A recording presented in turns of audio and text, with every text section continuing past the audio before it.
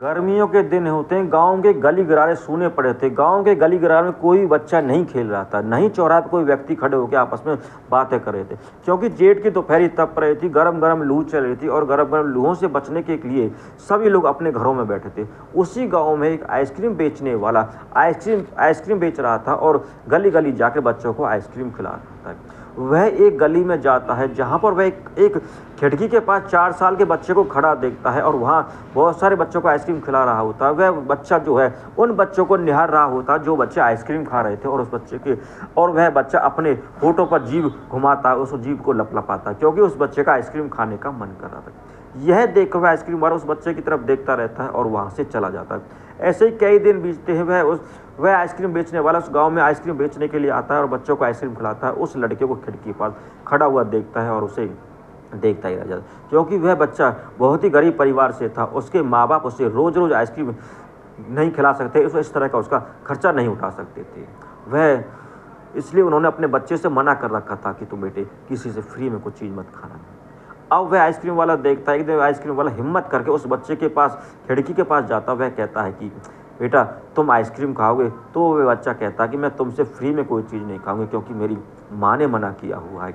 वह यह बात सुनकर वह आइसक्रीम वाला उस बच्चे से बोलता है, तुम फ्री में कहाँ आइसक्रीम खा रहे हो? तुम मुझे आइसक्रीम के बदले में एक पप्पी दे दिया करना बस, और मैं तुम्हें आइसक्रीम खिला दिया करूँगा। इस पर वह छोटा बच्चा बहुत मासूम होता है, वह भोलेपन से बोलता है कि एक पप्पी से तुम्हारे आइसक्रीम का पैसा पूरा हो जाएगा? तो वह आइसक्रीम वाला कहता है कि हाँ, मेरा एक पप्पी से तुम्हारा आइसक्रीम का पैसा पूरा हो जाएगा।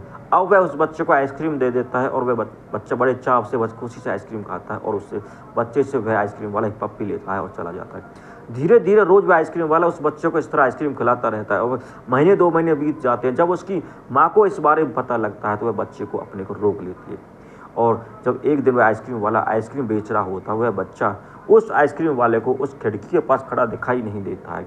तो वह आइसक्रीम बेचने वाला थोड़ी देर तो उस बच्चे का उस खिड़की के पास खड़े होकर इंतजार करता है। जब वह दिखाई नहीं देता है तो वह बच्चे को आवाज़ लगाता है। आवाज़ सुन के वह बच्चा खिड़की के पास आ जाता है। वह बच्चे से कहता है, बेटा तुम आइसक्रीम खाने के लिए बाहर नहीं आओगे? तो वह कहता है कि मैं तुमसे आइसक्रीम नहीं खाऊंगा, मेरी मम्मी ने मुझे आइसक्रीम खाने के लिए मना कर दिया। इस बात को सुनकर उस बच्चे की माँ भी अपने घर से बाहर निकल आती है और उस आइसक्रीम वाले से बोलती है, भैया आप भी हमारी गरीबी का मजाक उड़ा रहे हो, आप हमारे बच्चे को रोज़ रोज़ फ्री में आइसक्रीम खिलाते हो, ये आपकी ठीक बात नहीं है। इस पर वह आइसक्रीम बेचने वाला कहता है कि मैं आपके बच्चे को फ्री में कहाँ आइसक्रीम खिला रहा हूँ। आपके बच्चे का जो निश्चल प्रेम है, जो मासूमियत है, और वह रुपये पैसे और सोने चांदी से भी बहुत कीमती है। यह बात सुनकर उस बच्चे की माँ की आंखों में आंसू आ जाते हैं और वह कहती है कि आज के ज़माने में इस तरह के लोग रहते हैं जो बच्चों से इस तरह प्यार करते हैं और बच्चों के साथ इस तरह खेलते हैं। तो वह उस बच्चे को गोदी में उठा के ले जाता है और बच्चे को अपनी रेहड़ी के पास ले जाकर आइसक्रीम देता है। बच्चा बहुत खुशी से आइसक्रीम खाने लगता है।